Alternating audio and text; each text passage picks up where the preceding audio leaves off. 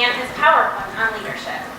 He scrolled to a slide that ominously said, experimental activity.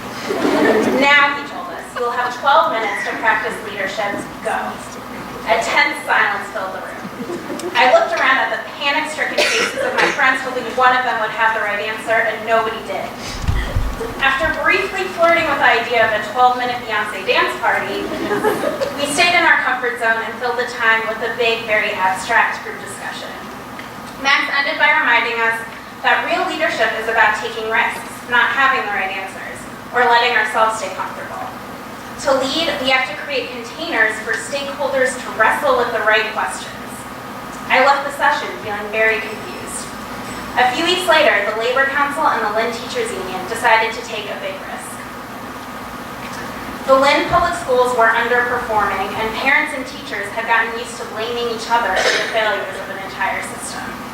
We pulled together a meeting of 30 teachers, parents, and students, and started with what I thought would be a quick intro question.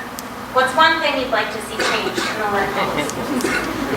The first person in the circle, a teacher, spoke bitterly about being forced to teach the standardized tests and having no say in how she did her job. The parent sitting next to her shared that her 7-year-old autistic son was struggling. Sitting for hours to study for tests he was bound to fail. It was my turn. Once again, I felt the urge to cut the emotional tension and provide an answer.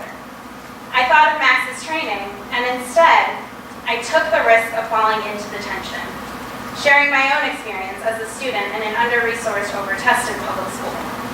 Even though I wasn't a parent, a teacher, or even from Lynn, I said, the problems I was hearing felt familiar.